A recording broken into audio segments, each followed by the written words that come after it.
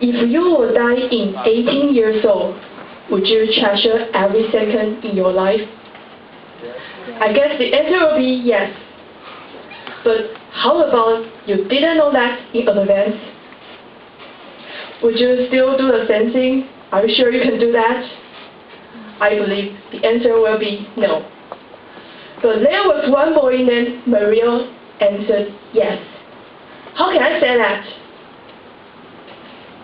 This is Maria, my dear younger schoolmate and friend forever.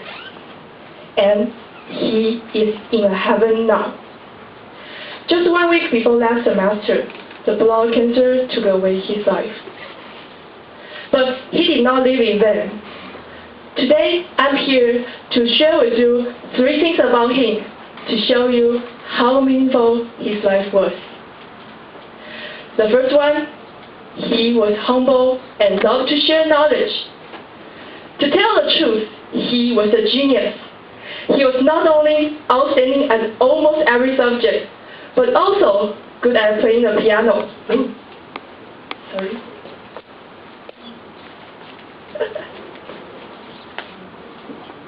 Okay. And his programming skill was more than 10 times better than mine. Although he was humble and talented, he was not arrogant, and he was always worked very hard to learn. After he learned something, he was glad to share with others. He once told me that, compared with learning, I love teaching more. Even after he was sick, he still spent time learning and writing teaching materials. The second one, he was friendly and considerate. I have to say, I'm very glad to be his friend, and I'm not the only one feel glad. He had good relations with others. All his friends, teachers, relatives loved him. He always thought of others before himself. When he was in the hospital, he still concerned about us. He was often the first one to push my article on BBS, and he kept posting articles to tell us his recent situation to make us not so worried about him. Even 5 days before he left us, he posted an article to encourage his younger schoolmates who just began 3rd grade in senior high school. The last one, he had unbelievable courage and he never gave up. From the day I met him, I know he was such a person that will insist until last moment. And this is also a reason why he can be so talented. He was always willing to challenge new things.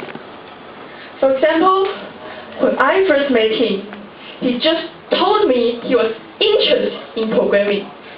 As a programming holic, I told him, if you have any questions, you can ask me. But he tried very hard by himself. And after a few months, it was me that asked questions. Even after he was diagnosed with blood cancer, he still wanted to be a college student. So he studied for college entrance exam in January and got 74 degrees as a result.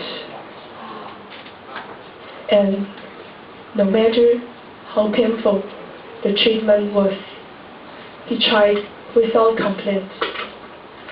He told us, I tried them because I want to survive.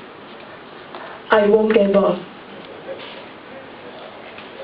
He was a wonderful person, wasn't he? I really learned a lot from him. To me, he was a friend like my own brother. The day he left us was really awful. I could not believe it. From the beginning to the end, we all believed he will be healthy again, but he wasn't. Sorrow followed me from that day for a long time. I lost the meaning of life. And I even started to believe the end of the world was coming. Until one day, it was the in-house contest last semester.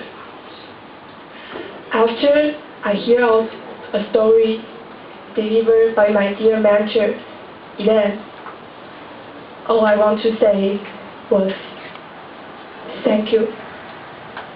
Thank you, Elaine. Thank you, Mario. Mario's life is short, but the things he gave us are long. No one will forget him. We have to be out of shadows to live our life to ultimate. Then I decided to try my best to live with no regrets. And I will spread his spirit to everyone I meet. Do you treasure your life? Will you try your best to live your life?